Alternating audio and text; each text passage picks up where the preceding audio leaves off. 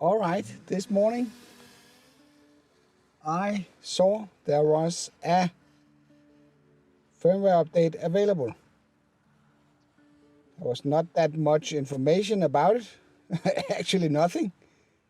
So I thought I would just install it and then take the drone for a small test flight here, just to see if there's anything going on here. So this is a water tower, very, very special building here. And so far, if we just go here and check, if we go here and check on the about, you can see that the aircraft firmware has not been updated. So I would assume this is maybe related to the battery. Hopefully they have improved something there, because I have a little hard time getting to a position where I'm getting more than 25 minutes of flight time. Let's just do a small point of interest here. Could be nice. So, don't know why it wanted to go there. But it seemed there was really no significant updates here, other than something with the battery. Let's see if that improves the flight time. I would try and drain this battery just to see what's going on here. I have a little bad connection thing here, but that's likely because I'm sitting inside my car. And we know how that goes. So, and this is also, it has cellular antennas on top. So of course that could, basically deteriorate the signal. Let's just fly it a little bit here manually.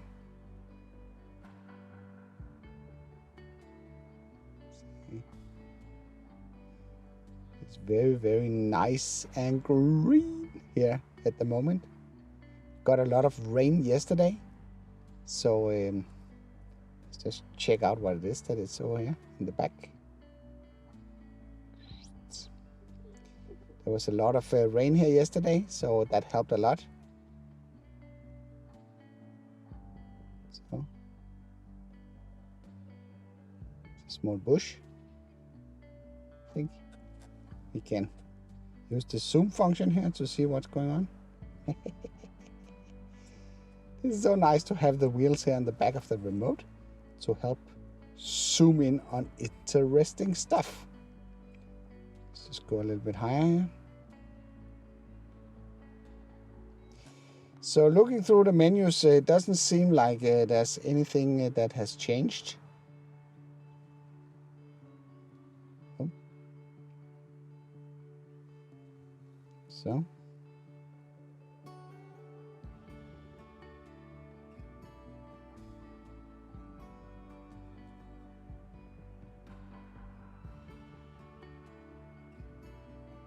Now we're doing it like a manual point of interest around the tower here. So have you decided to get the Mini 3 Pro? Pop a comment below. Let me know what you think. It is doing an awesome job, I tell you. It's not 100% perfect. It has, of course, a few flaws here and there. I'm pretty sure everything will get optimized over the next couple of months.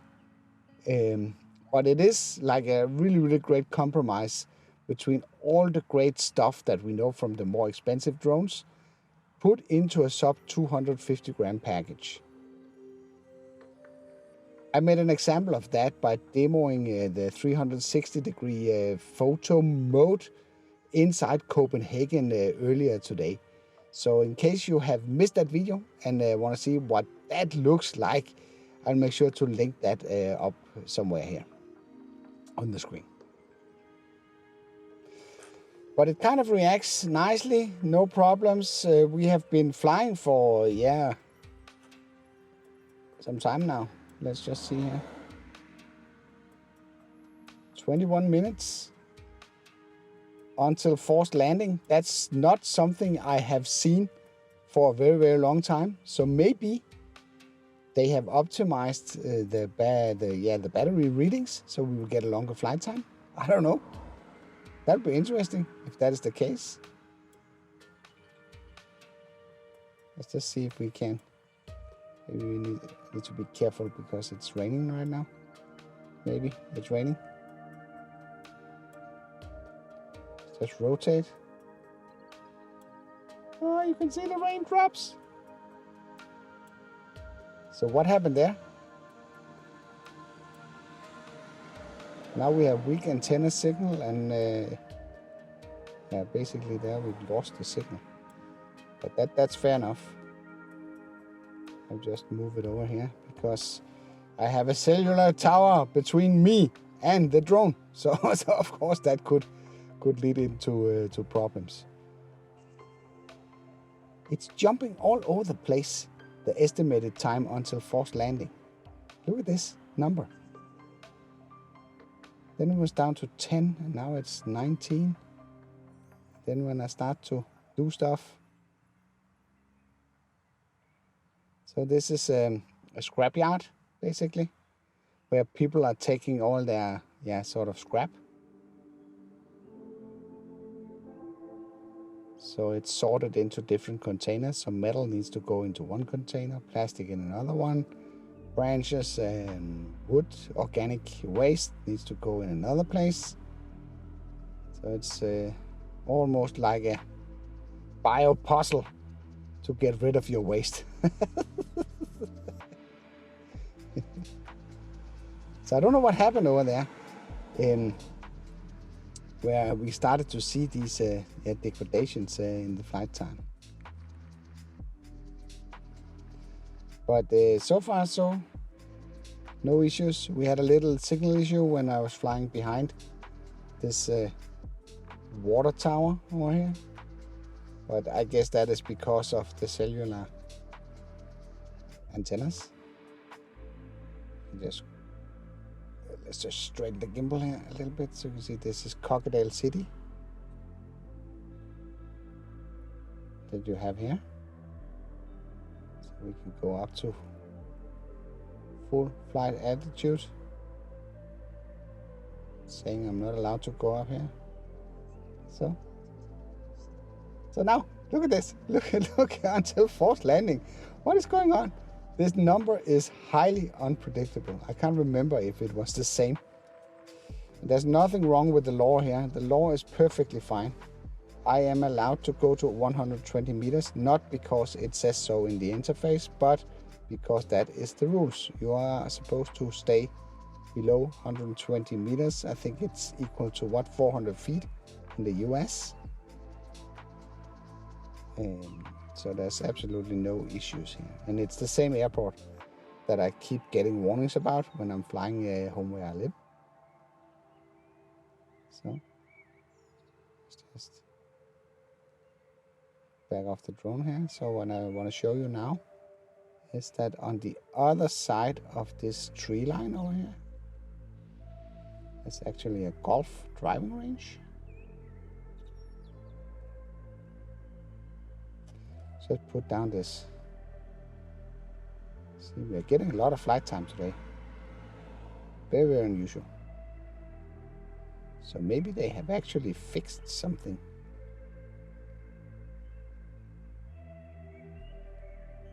So if we take a look here, you can see there's a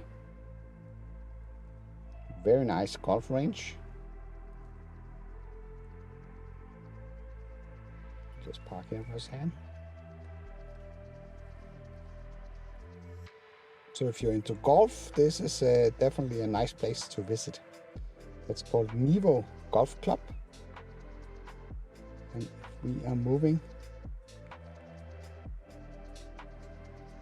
over here to the other side. In the rain. Hopefully they have made it a bit watertight here. You can see there's actually a golf course here in the back.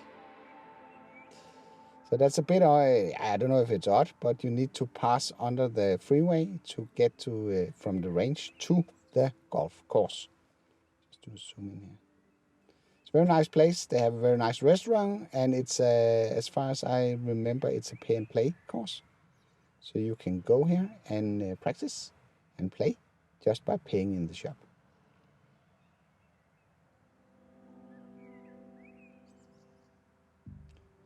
I do want to say that it's a very narrow golf course, so you better make sure that you hit those irons properly.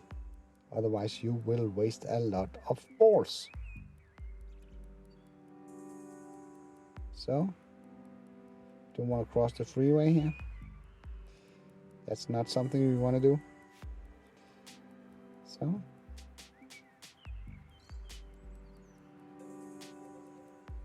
at least it's still airborne.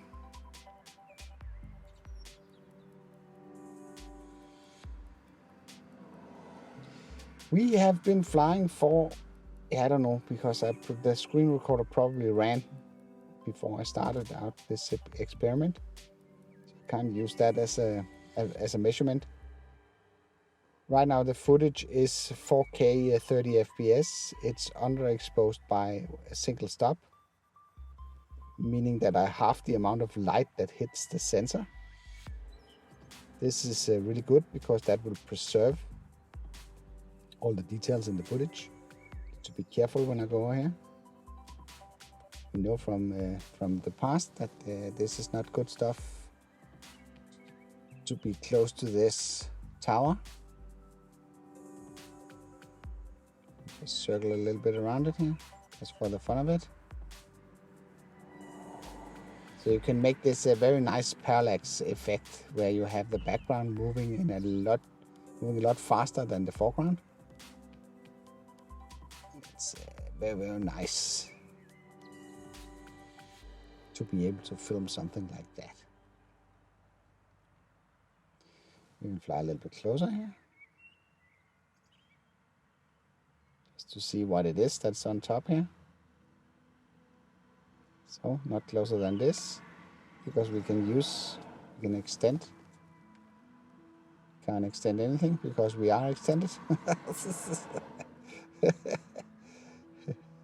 So we can go a little bit closer.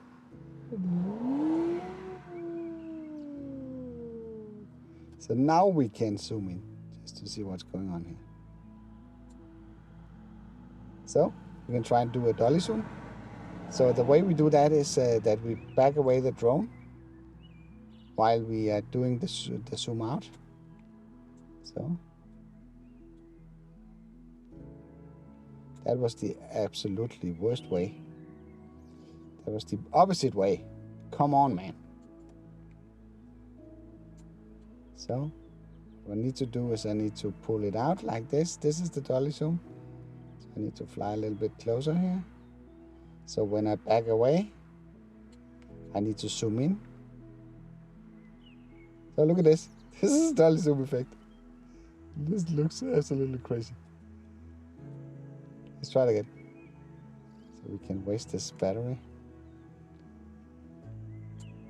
So position the drone here. Like this. So when I back away, I will zoom in. So, oh, dolly zoom, dolly zoom.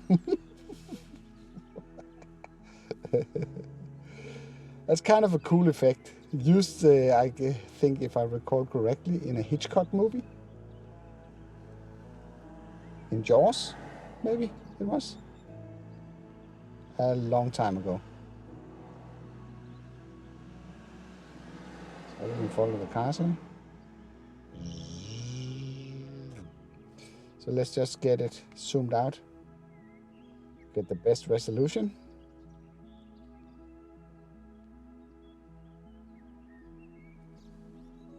What does the timer say here?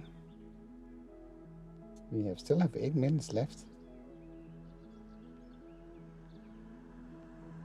It's nice.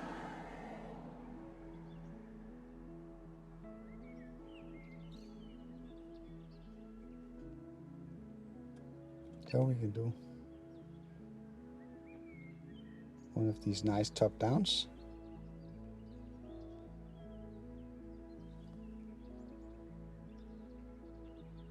It's always nice to have top downs. We go up very slowly. Maybe the motive is not the best.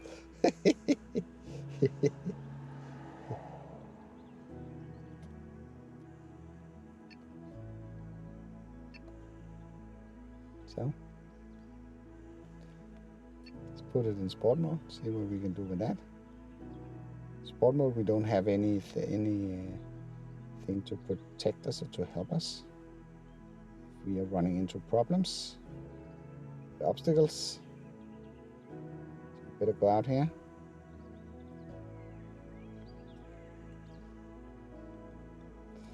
Oh, I don't like that, so I go into normal mode.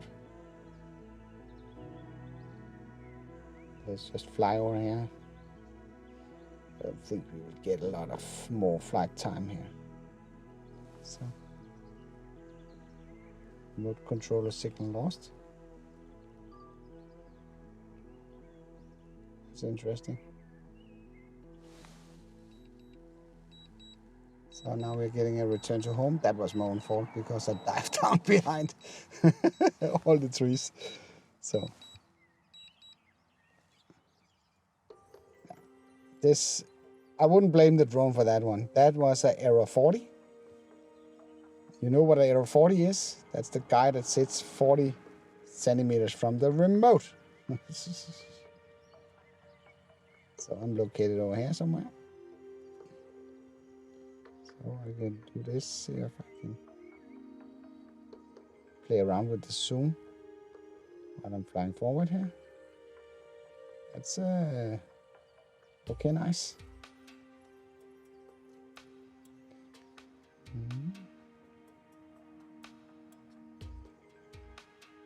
So let's just do another tour here. That's probably going to be the last one. See if we can follow that car.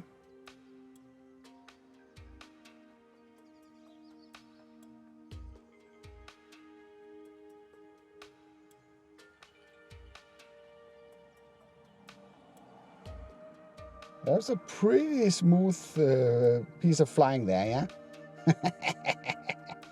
So in case you will kind of want to know how to sort of refine your flying skills, is by setting the parameters of the drone in a certain way, making use of reduced gimbal settings as well as the exponential settings that will reduce the stick response. I made a separate video about that actually.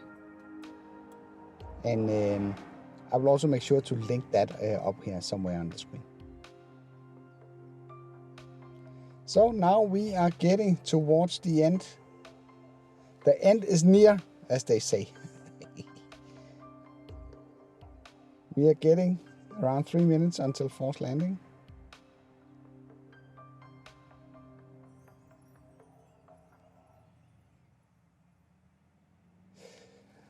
As far as I can see, the firmware update has not done anything to the user interface of the drone. It's a bit hard to judge if I got a longer flight time. I will check on the recording when I get back home. I can't use the screen recorder for this to determine this because I started it a lot prior to takeoff. So I will kind of tell you when I get back home. I will write it on the screen what the actual flight time is. And it would not take long until we trigger the return to home. And basically, in my world, this is kind of what we need to respect in terms of effective flight time. Everything is getting a bit stressed if you're pushing it beyond that limit. So let's just let it go back to me. Here we have 19% on the charge. And if I'm really unlucky, I don't have any more power on my recorder. No, my recorder is still running. Lucky me. So I'm recording the audio externally with something called a Zoom F2, which is a Bluetooth, yeah, it's not the Bluetooth part I use, it's a field recorder. It's very small and very convenient to have in your pocket. So now it's landing. Got a lot of nice footage here today. This is a really cool area to be. Because I can just sit here until somebody jumps me and tells me that I can't fly here. So always remember the pause button. Then we need to move ourselves into position. And you know what? The easiest way to land the drone and not to panic here is just to use the lines on the screen and just go down. Ooh. Then don't do any rapid movements here in the last minute, because then everything goes wrong. Just pull down the stick. And we are safe back on the ground. So now I will write to you. This would be the effective flight time that I got out of this battery. And the conclusion is that this update that we just had for the drone is not the aircraft firmware, but for the battery. In case you want to check out some of the other videos that I've made around this drone, then check out this playlist where I will put all the videos that I've made, including all the future videos that I will make around this drone. I hope you liked this video. If you did, then feel free to give it a like. If you didn't like it, then feel free to press the dislike button twice. Thank you for watching, and I'll be seeing you around.